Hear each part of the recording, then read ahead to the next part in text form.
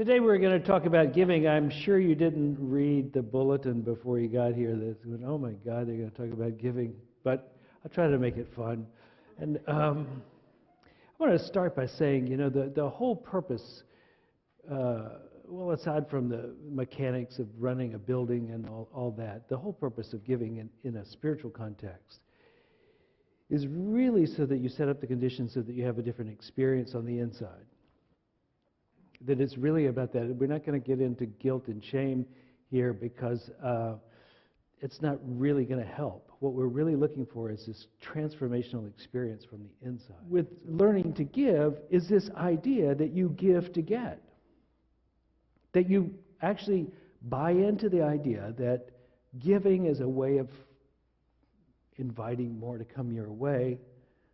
And ultimately, this is the outcome of learning to really be generous with your time, talent, and treasure, is that as you do that, you begin to be joyous about it. It becomes fun. It really has to be about giving, or it doesn't make any sense at all. If it's still about getting, it's just like, it's too tight. It's too restrictive. You can't have fun with it. You've got to make it about giving. Now, I've been talking about money because money seems to be the big frog that nobody wants to swallow. But it works in all areas of our life. If we don't give, we don't really have a joyous life.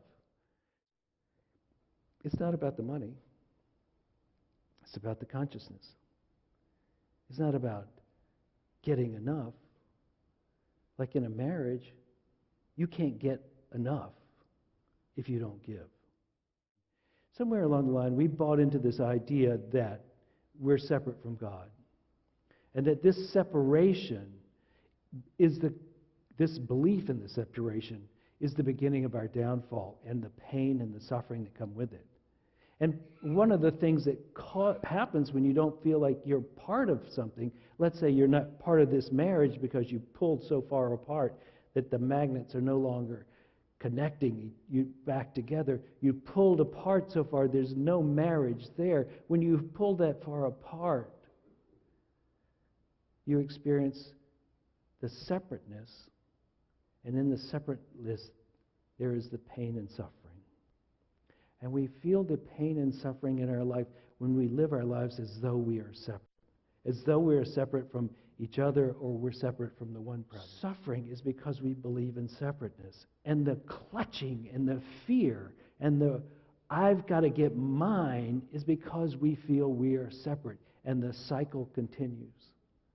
So it's only when you break that cycle, and sometimes you have to do it consciously, and it may take you a decade to get it done. You have to become a giver, or the tightness will continue. Your belt gets tighter and tighter. So only by giving can you begin to break the spell of separateness. To build a consciousness that endures. Part of what you have to do is give. It could be giving a prayer for someone else, holding the intention for their highest. It could be sending love through the ethers. It could be actually physically doing something. It could be service in a community like this. It could be holding the door open for someone.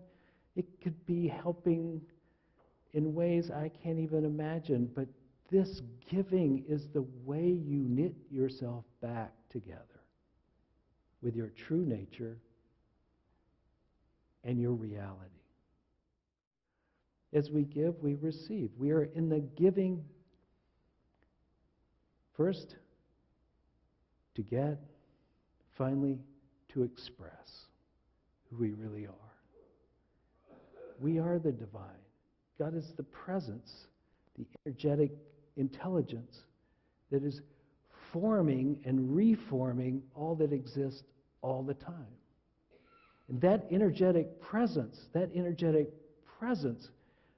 does it because that is its nature to do that. It has to do that. It's not like you. You, I'm giving something to. You, not so much. It's not its style. Its style is to give, and our job is to open to it. And how do we open? We do the same thing. We are generous with our love, our kindness, our smiles, ourself. We're generous.